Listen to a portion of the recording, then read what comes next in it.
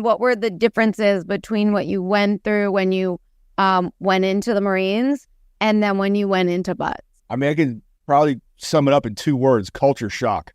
All right. The Marines are phenomenal for what it is that they do. When they say the change is forever, they're not kidding.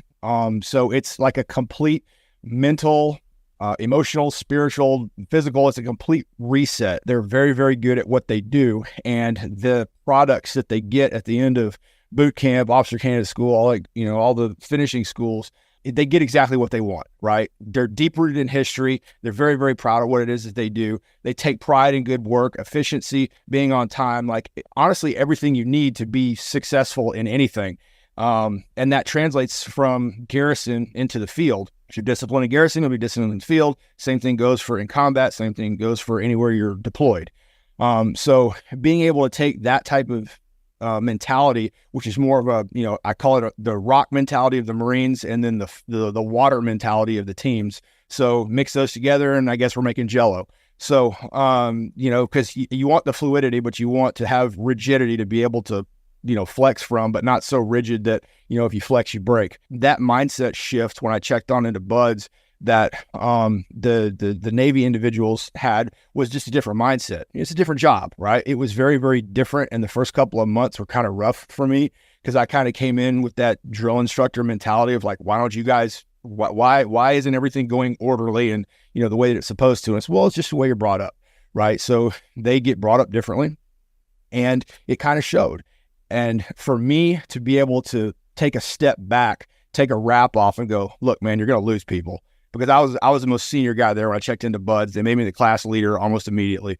And it was just, I was losing the guys, and the instructors are like, well, is this guy going to cut it? And I had to step back and go, okay, I need to take this instead of the 5-meter target that's in front of me, I need to look at this from a 30,000 foot view and really, how can I make the greatest effect? So I had to kind of shift my mentality into what it would then become. And it actually helped me out. So it was good lessons learned. To be able to flex with your surroundings and be adaptable to what's around you in order to survive. Because, if you're going to take these guys, pass the word, do everything you need to do as, from passing from the staff at Buds out to the students, and then for it to be effective, and then try to get them everywhere, everybody there where they need to with all their stuff and on time so they don't get beat for being late, or not having the right stuff.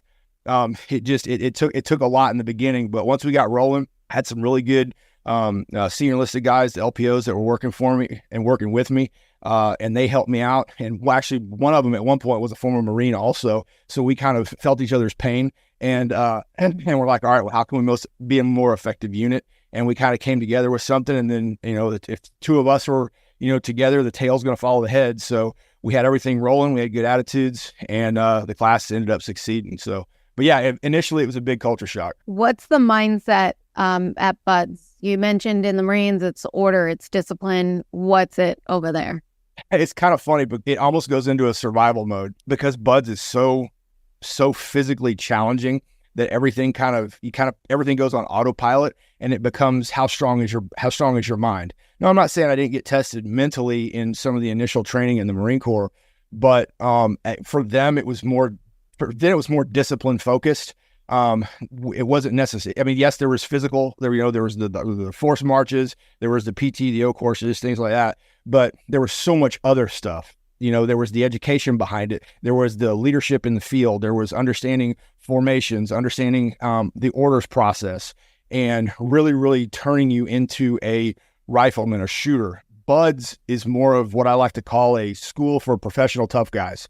Okay. At the end of it, you're not some awesome operator that, everybody thinks you are right at the end of Buds. No, Buds shows you that you can handle absolutely anything in any environment for any amount of duration, and you won't quit no matter what's thrown at you. The only way you're quitting is if you're dead. That's it, period.